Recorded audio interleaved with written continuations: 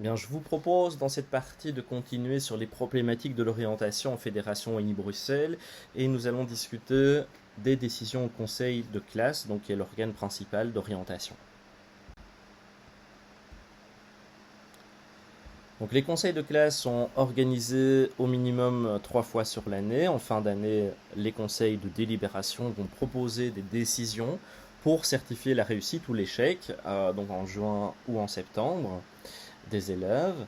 Et 3 grandes décisions sont possibles: l'ajournement, c'est-à-dire la réussite, le redoublement, donc l'échec, et la réorientation ou l'orientation, euh, qui intervient lors d'échecs moindres ou dans certaines matières la plupart du temps. Il existe d'autres types de conseils, des conseils d'intégration, notamment pour les primo-arrivants, des conseils d'admission lorsqu'on veut changer d'école ou de classe, des conseils d'orientation lorsque des demandes sont faites par la famille ou par l'élève. Alors, l'orientation au conseil de classe, eh bien, elle se traduit souvent comme une alternative au redoublement pour des élèves qui vont rencontrer les difficultés, et l'on voit que l'on prend uniquement en compte la plupart du temps les résultats de l'élève et rarement un projet personnel. On peut se poser plusieurs questions. Finalement, quels sont les risques d'une orientation qui se baserait sur les résultats scolaires? Est-ce qu'on n'arriverait pas dans le cas qui était discuté dans la vidéo précédente, c'est-à-dire une ségrégation euh, basée justement sur les notes scolaires? Est-ce qu'on se fonde sur la réussite ou la difficulté pour orienter? Alors cette question euh, est particulière, puisque on pourrait se dire que toute réflexion sur l'orientation, qu'on ait réussi ou qu'on ait échoué à certains cours, peut se révéler bénéfique. Or ici, ça ne sera le cas que lorsqu'il y a des échecs, c'est-à-dire que lorsqu'il y a une réussite, le conseil de classe ne va pas statuer sur des réorientations envisageables ou possibles. On va laisser l'élève dans la filière dans laquelle il est, et on va considérer qu'il continue son trajet scolaire, son cursus. Dès lors, peut-être que certains élèves auraient des désirs ou des projets qui seraient différents de ceux justement de rester dans la même filière. Et puis on peut se poser la question, est-ce que l'orientation c'est une sélection? Est-ce qu'on sélectionne les élèves plutôt qu'on les aide à s'orienter, puisqu'on se base sur des notes? On peut aussi se poser la question, est-ce que l'orientation sert à l'école? Puisque on sait que le redoublement est un indice qui est souvent utilisé pour mettre en avant une certaine efficacité d'un système scolaire. Et bien évidemment, si on oriente, on n'entre pas de redoublement dans sa base de données, et donc du coup, un établissement va se dire, ok, j'ai moins de redoublement, donc je suis, enfin, mon processus est mieux, est meilleur que d'autres, puisque j'ai moins de redoublement. Et donc on peut se poser la question, est-ce que le redoublement est aussi un indice pertinent pour mesurer une certaine efficacité du système scolaire? Et puis, une autre chose, c'est que la plupart des établissements, je vous rappelle que les établissements sont financés en fonction du nombre d'élèves, vont orienter vers leur filière à eux. Donc ce qui va restreindre le choix possible pour les élèves. Et comme on sait que les élèves et leurs familles n'ont pas énormément d'informations sur les processus scolaires, surtout les familles moins favorisées, eh bien on va presque leur imposer une réorientation euh, sur la base eh bien, finalement d'un existant qui se réduit à l'existant de l'école. Donc beaucoup de questions se posent sur notre système, et c'est pour ça, je vous rappelle de cette liberté de choix des problèmes qu'elle engendre. Eh bien, ça concourt à amener une orientation plutôt subie.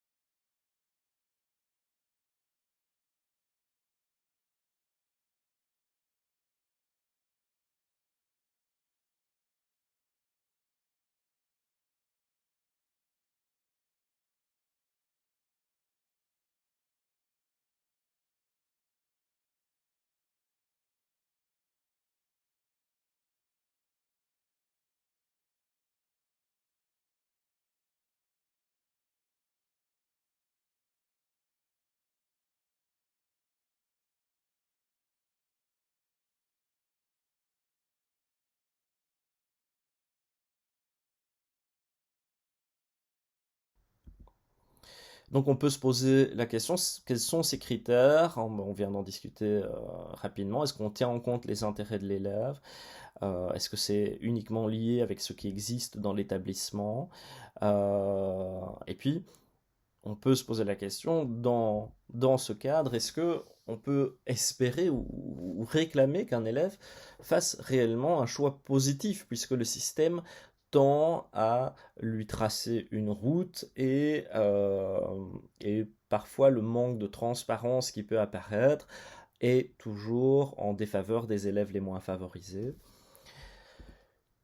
Notamment, on peut se poser la question, est-ce que les parents sont suffisamment informés? Est-ce que l'école travaille avec les parents? Est-ce qu'ils sont impliqués dans les prises de décision? Alors oui, ils sont impliqués d'une certaine manière, mais comme l'élève, mais on sait que, encore une fois, le manque de connaissance du monde scolaire entraîne justement une, quelquefois de mauvaise compréhension des possibilités ou simplement le fait de ne pas connaître ces possibilités et de ne pas nécessairement s'impliquer dans la réflexion.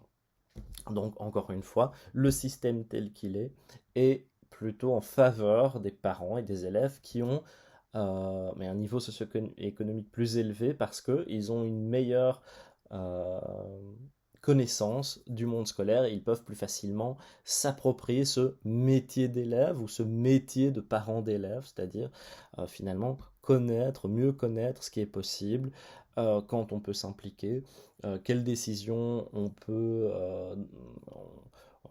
discuter avec le corps professoral, etc.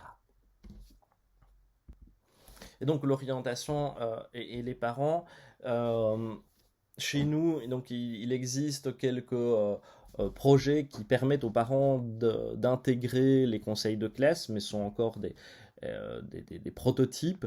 En France, par exemple, dans le conseil de classe, on a du personnel enseignant avec des délégués de parents, des délégués des élèves, le conseiller principal, le conseiller d'orientation qui sont présents, et on peut avoir des médecins, assistants sociaux, etc.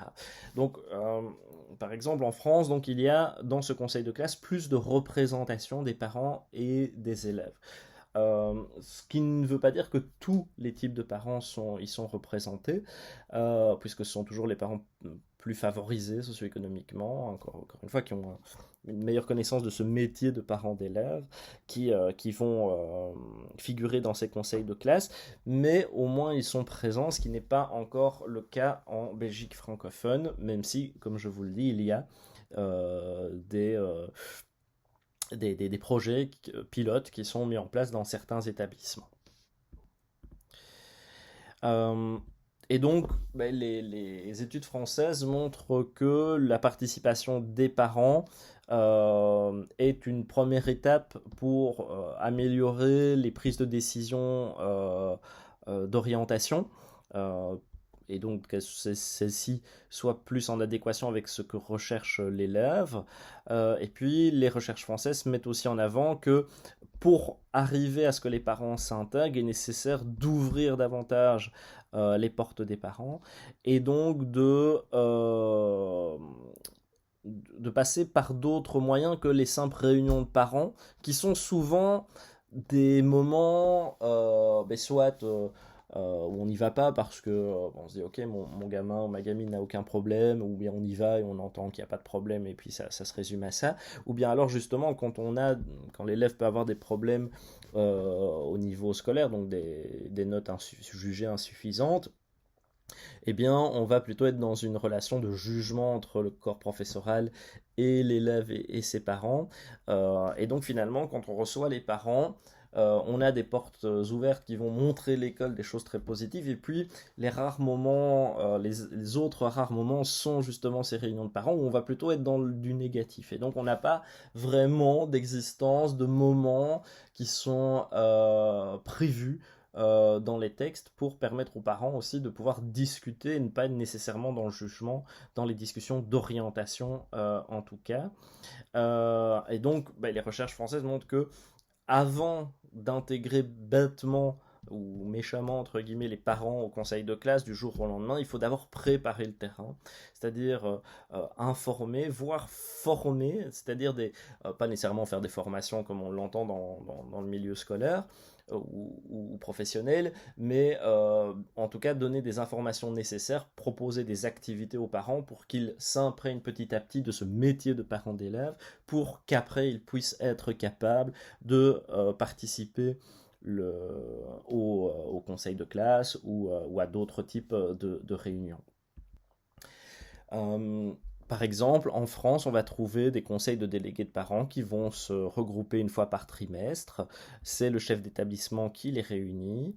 Donc il y a une représentation par classe. Et puis, donc, une première réunion informative. Et puis, petit à petit, sur la base des règles proposées par l'école, les parents sont amenés à discuter lors de diverses réunions de différents points, et notamment tout ce qui concerne l'orientation, le cursus des différents élèves des classes que les parents représentent.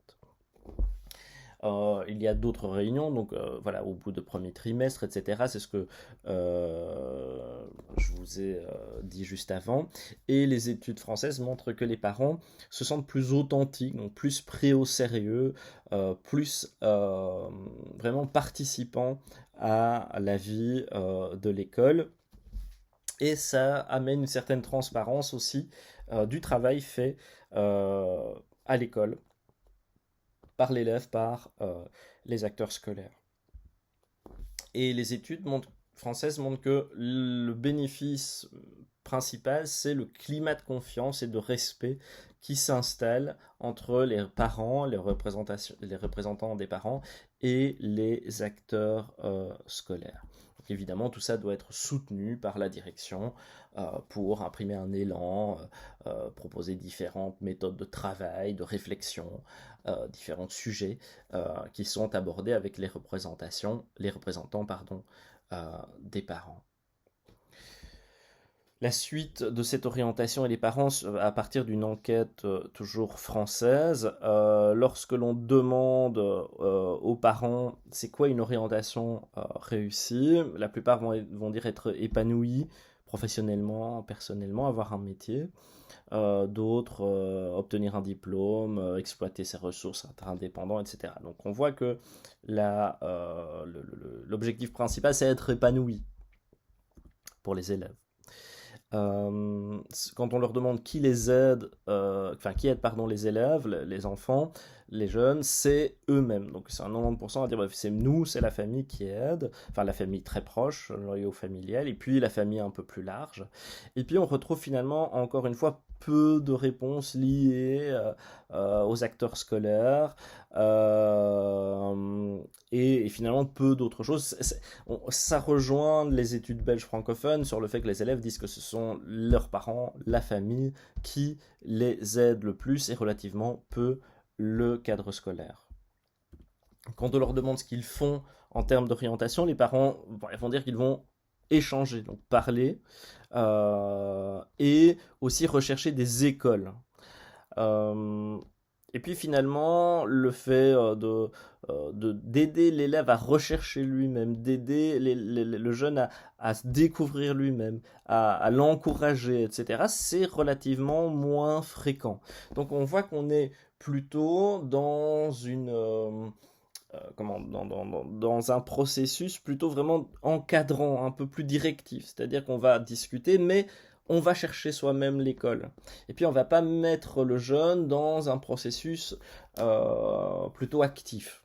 Alors il y a des choses qui sont faites, mais où le jeune reste plutôt passif par rapport à ces conseils que les parents donnent. Donc on comprend l'influence forte des parents aussi par rapport à ce type de réponse. Quand on leur demande qu'est-ce qui compte finalement dans le choix de l'orientation, on va dire le choix de l'enfant d'abord, aussi les résultats scolaires, de façon à peu près 70% des réponses, et les capacités de l'enfant. Donc les parents vont discuter du choix avec l'enfant, mais vont aussi se baser sur ses résultats et ses capacités pour lui proposer des écoles. Donc ça, c'est ça que dit cette recherche. Et puis, on a vraiment l'opinion de l'équipe éducative qui est vraiment très peu représentée.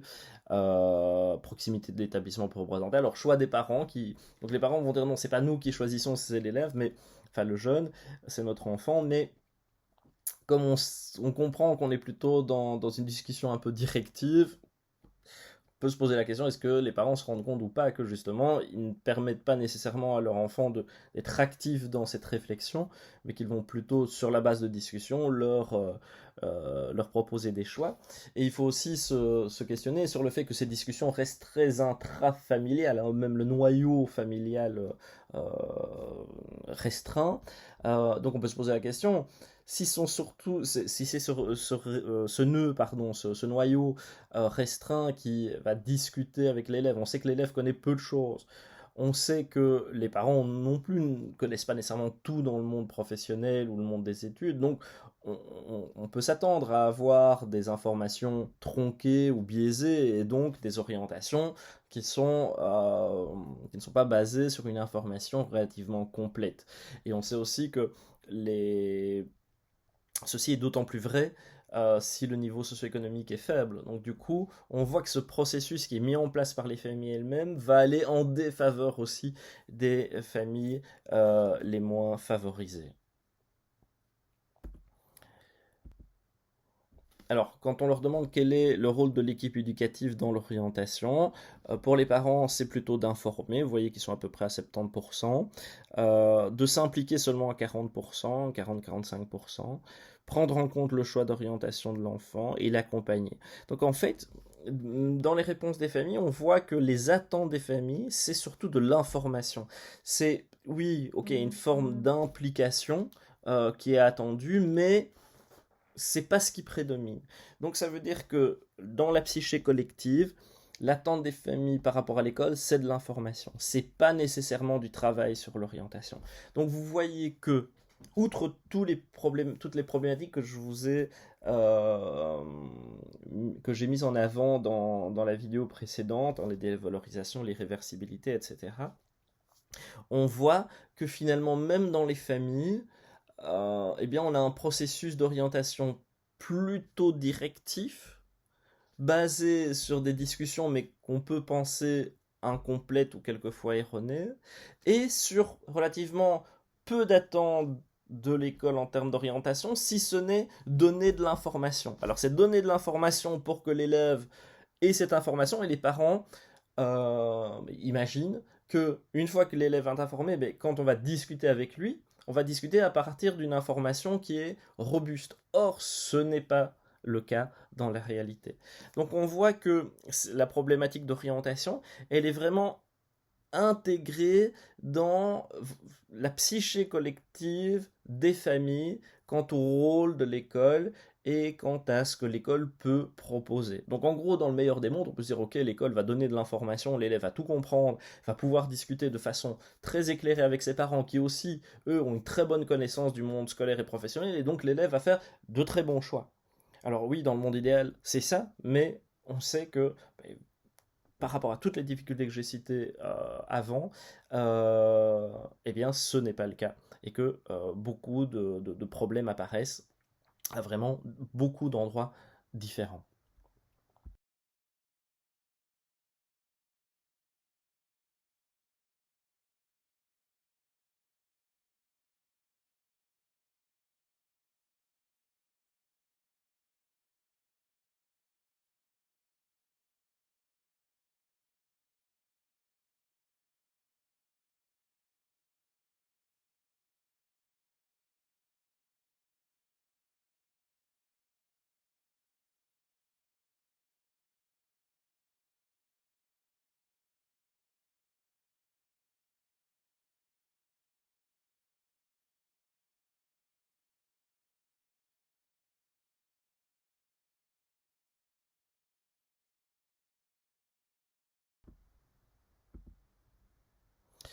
Alors, ici, j'ai repris une recherche belge à Charleroi euh, pour vous montrer un peu, finalement, qu'est-ce qui peut ressortir des discussions entre familles. Donc Géraldine André a proposé une thèse donc, il y a quelques années sur, qui portait sur les discussions qu'ont les familles en termes d'orientation.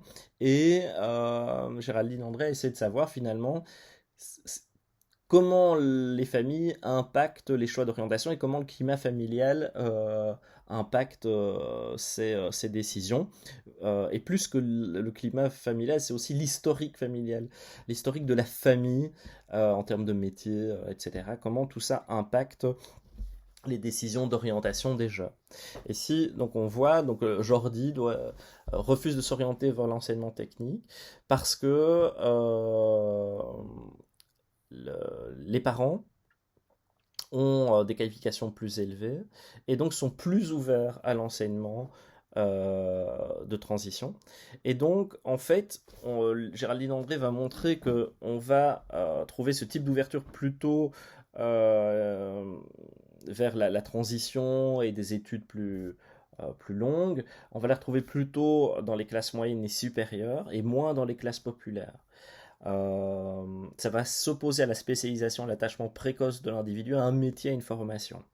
Donc en gros, Géraldine André, on le savait déjà, mais l'a remontré dans le contexte belge francophone que les familles les plus aisées vont valoriser la formation qui va donner plus de liberté, plus de portes ouvertes, hein, comme on dit. Euh, et que une fois qu'on a fait ses études, ben, là on peut choisir parce qu'on a plein de portes ouvertes et donc là c'est les goûts, les choix, les intérêts qui vont prédominer. Et donc Géraldine André nous dit que l'attachement à la sphère locale, aux relations de proximité et le familialisme, donc cette historique familiale, l'importance accordée aux liens domestiques structure la perception du champ scolaire d'un grand nombre de jeunes auprès desquels elle a pris des données. Donc on a Jordi qui est dans un milieu plutôt favorisé qui va dire non, je ne veux pas aller dans le qualifiant. Parce que ses parents ont plutôt véhiculé ce type d'information qu'il faut laisser des portes ouvertes et pour ça il faut aller dans la transition. Euh, Géraldine André a mis aussi en avant que les familles des élèves de filières professionnelles n'ont pas les ressources pour entrer en négociation avec les agents scolaires. Ce que je vous disais tout à l'heure, il y a moins de facilité à entrer dans ce métier de parent d'élèves. Et sa conséquence, deux attitudes possibles. Soit ils vont obéir à l'école, et sans nécessairement croire que c'est la bonne décision qui est proposée, soit ils vont résister, et donc là, ils vont encourager des comportements de résistance chez leur enfant par rapport au monde scolaire. Et donc, construire un bon dispositif d'orientation, ça devrait demander d'installer d'abord un climat de confiance entre les familles, l'école, les élèves. Et donc, l'école, pour Géraldine Landry, n'a pas seule la possibilité d'installer ce climat. Elle peut seulement le faire. Elle peut seulement contribuer à ce qu'il apparaisse, mais donc il faut mettre en place, comme je vous le disais dans la recherche française, en fait, un climat qui permet aux parents d'entrer dans l'école et de mieux comprendre et de participer, de ne pas être nécessairement dans du jugement. Donc ce que dit Géraldine André, ça rejoint les, euh, les recherches belges francophones sur les aspects négatifs de l'orientation et ça rejoint les recherches françaises sur la nécessité d'intégrer les parents, c'est que finalement on a des familles plus riches socio-économiquement qui vont avoir tendance à rester dans la transition et puis on va choisir à partir de ça un métier sur ses goûts et donc on pourrait se dire, mais tiens, pourquoi est-ce qu'on ne fait pas le chemin inverse? Pourquoi est-ce qu'on ne réfléchit pas d'abord à ce qu'on aime et puis on fait des choix en transition, en qualification? Mais non, ici, on a plutôt des familles qui vont dire, non, on va en transition et après, on choisit par rapport à ses goûts. Euh, et les familles de filières professionnelles, parce qu'elles ont moins de ressources pour discuter avec l'école, vont plutôt soit accepter sans rien dire, soit entrer dans une forme de résistance aux propositions de l'école, ce qui va engendrer aussi de la résistance chez l'élève. Et donc, Géraldine André nous dit, bah, en fait, il faut d'abord instaurer ce climat, mais ce climat, il peut être incité par l'école, mais il doit être aussi intégré par les parents.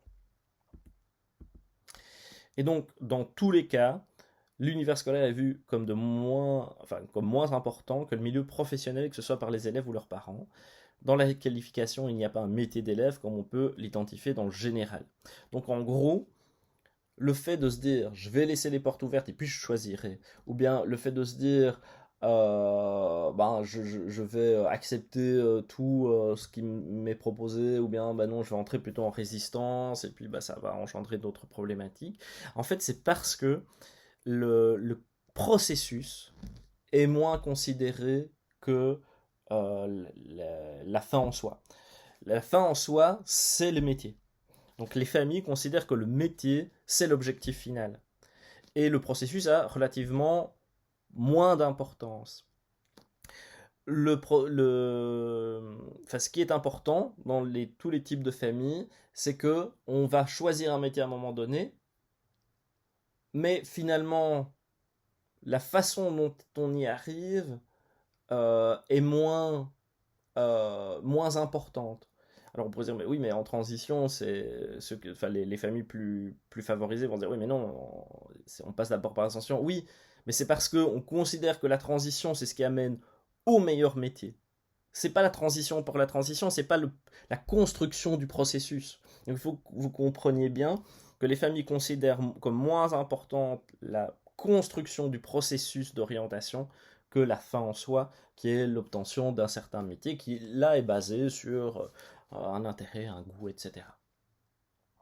Donc on voit qu'il y a cette réalité, cette psyché collective qui fait qu'on a des familles qui comprennent peut-être moins ce que l'institution scolaire peut proposer, qui vont peut-être elles-mêmes rentrer dans des démarches qui vont un peu à l'encontre d'une orientation positive. Et donc, on sait qu'il serait nécessaire d'ouvrir l'école aux parents et aux familles, mais donc il faut tenir compte de tout ce que je viens de vous dire ici pour travailler au mieux justement cette intégration des parents et de leur rôle dans l'orientation.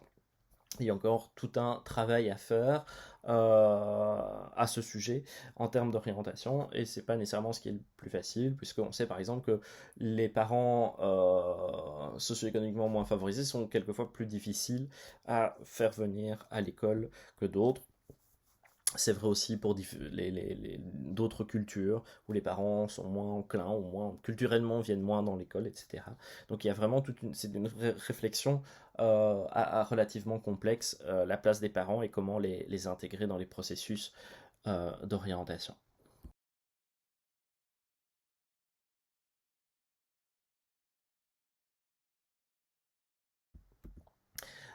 Pourquoi? Parce que les mauvais choix d'orientation vont influencer négativement les résultats scolaires et ce sont un des plus grands facteurs d'échec et de décrochage. On le sait, euh, le redoublement, la hiérarchisation des filières, la relégation constituent en grande partie l'échec scolaire. Le facteur le plus fort, c'est le niveau socio-économique, c'est cette corrélation avec le niveau socio-économique. Le deuxième, alors ils sont intriqués, c'est les choix subis. Les choix subis d'orientation, les études montrent, en Belgique francophone notamment, que c'est la variable, parce comme je vous dis, elle comprend en partie les différences socio-économiques, c'est la variable la plus forte dans l'échec. Donc quelqu'un qui aurait un choix subi, il va être beaucoup plus enclin à avoir un échec scolaire que l'inverse.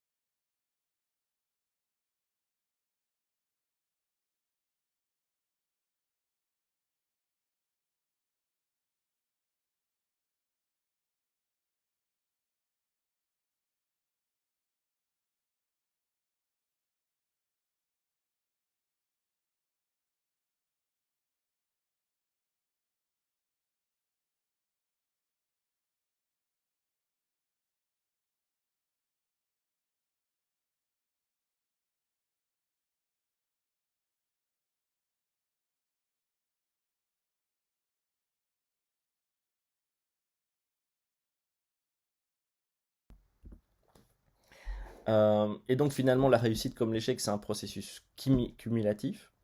Euh, et on va avoir dans l'échec des trajectoires d'abandon qui vont s'expliquer par une série d'antécédents personnels, scolaires, qui vont varier en fonction du genre, de l'appartenance sociale, etc. Et donc du coup, on voit que petit à petit, l'école tend, comme son système d'orientation tend à sélectionner les individus, à tracer certaines lignes qui vont perdurer dans la vie adulte et de la vie professionnelle.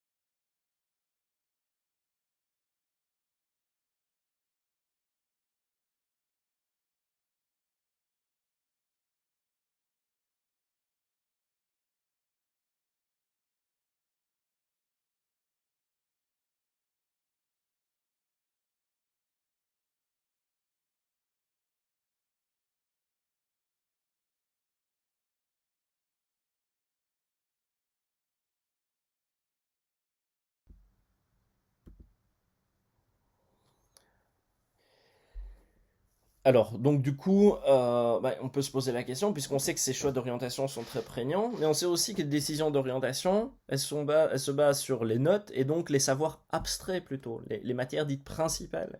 Donc ça veut dire que si on est bon en maths, en français, en sciences, en langue, bah ok, va avoir plus de chances de réussite d'émancipation sociale qu'un autre élève qui aurait des difficultés dans ces matières dites principales.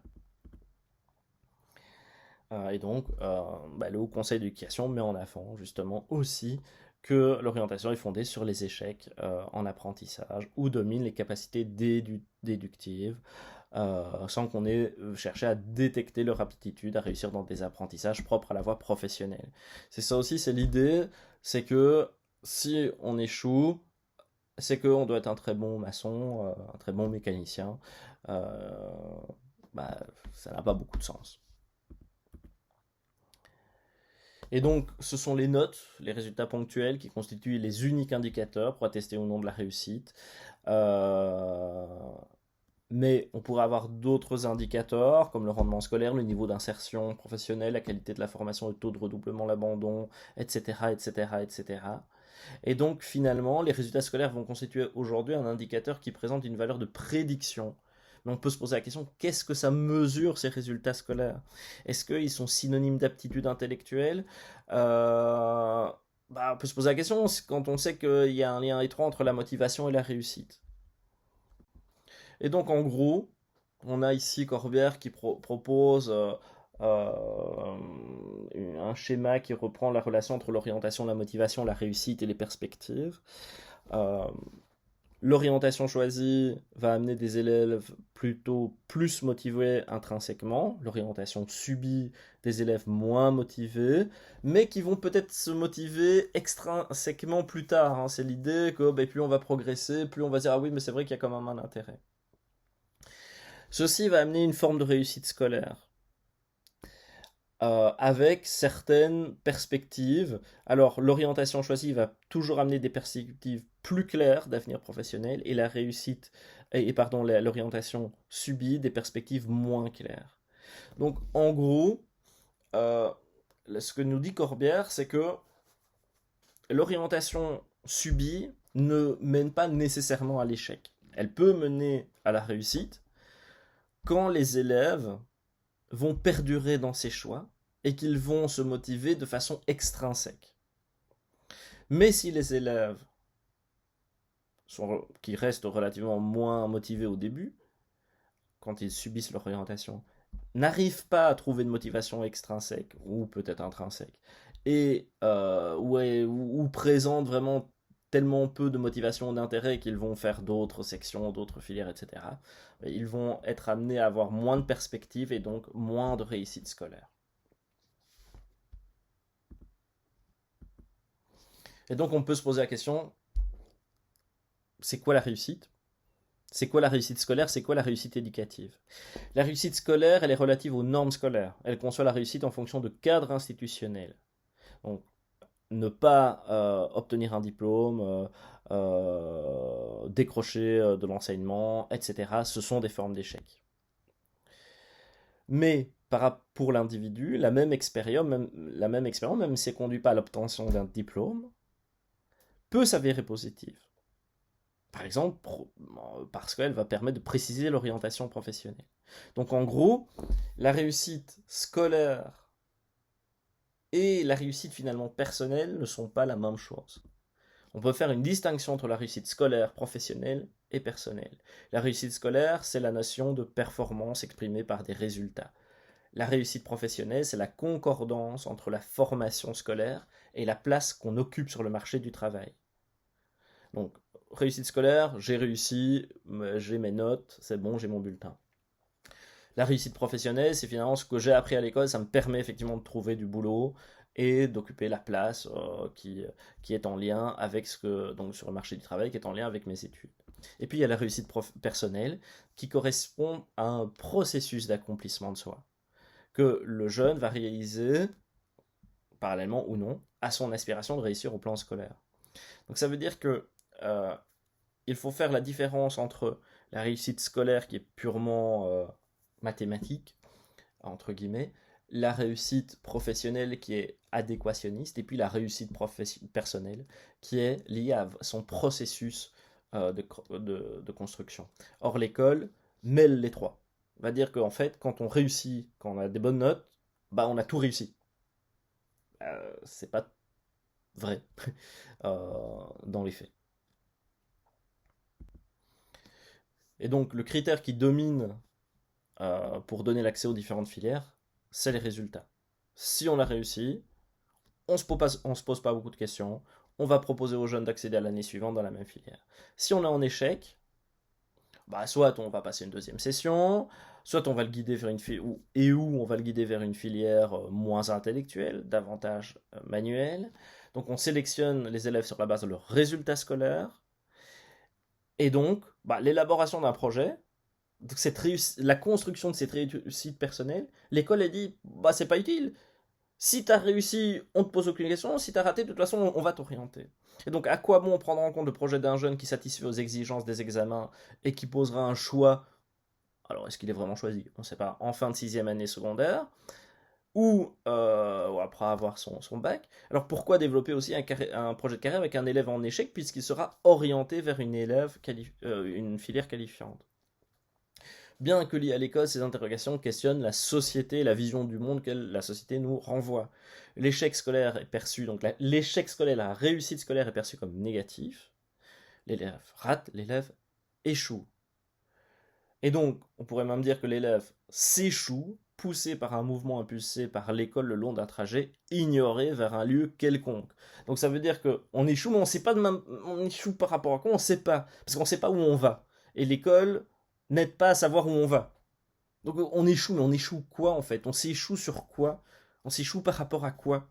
J'ai raté maths, oui, mais ou français ou ce que, mais par rapport à quoi? On ne le sait pas, on n'y réfléchit pas. Donc on suppose que pour bon nombre d'élèves, l'accès aux filières qualifiantes est perçu négativement. On suppose pas, c'est dans les faits, c'est dans les recherches. Et si les filières qualifiantes sont vues comme négatives, les métiers auxquels elles sont associées sont aussi vus comme moins prestigieux. Et donc, parce que l'école sélectionne plutôt qu'elle n'oriente ou permet de s'orienter, on peut poser l'hypothèse qu'elle va renforcer les clivages entre types de métiers et les ségrégations que cela entraîne. Donc l'école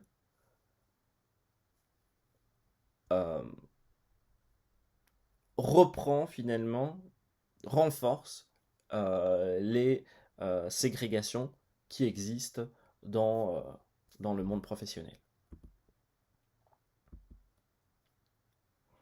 Et donc, comme je vous l'ai dit, le terme orientation, c'est égal à attestation d'orientation. Euh, et on voit, donc, comme je vous l'ai dit, cette cascade, cet effet toboggan qui est proposé aux élèves. Et donc, les élèves qui arrivent dans les sections qualifiantes ont rarement choisi d'y être, ont souvent acquis une image négative d'eux-mêmes, parce qu'ils ont une image négative quelquefois de l'école, une image négative de la filière, des métiers qui sont accessibles, etc., etc., etc. Alors, on a aussi une autre instance qui est le centre PMS. Alors on pourrait se dire, ok, on a le conseil de classe, mais on a aussi un centre PMS qui est là plutôt pour discuter. Mais sans jeter la pierre du tout aux membres centre PMS, ils ont d'autres missions que l'orientation. C'est une parmi d'autres. Et puis, il y a un manque de moyens en termes de personnel. Euh, les centres PMS encadrent des milliers d'élèves. Et ils sont 4, 3, 4, 5, 6, ça dépend quelquefois un peu plus, quelquefois un peu moins, ça dépend de la taille des centres PMS. Mais donc c'est impossible de travailler de façon un peu plus individualisée avec les élèves. Et c'est impossible, puisqu'il y a aussi d'autres missions, de ne faire que de l'orientation. Donc du coup, ils sont submergés de travail, et donc ne peuvent pas assumer totalement cette tâche d'orientation. Euh, et donc, on voit que euh, il y a une forme finalement d'instrumentalisation de l'orientation au service d'une gestion de flux. Euh, L'orientation est vue comme une prescription, une gestion de flux. Euh, et donc finalement, cette instrumentalisation est au détriment de la construction des projets des élèves. Et donc du coup, comme je vous l'ai dit, on va constater surtout dans l'enseignement qualifiant une orientation négative en cascade, une sélection académique qui va regrouper des élèves sur la base de leur performance scolaire, et ce regroupement est aussi témoigne aussi d'un regroupement basé sur le niveau socio-économique. Donc vous voyez que il y a beaucoup de difficultés en termes d'orientation, donc il y a cette dévalorisation, cette irréversibilité, etc.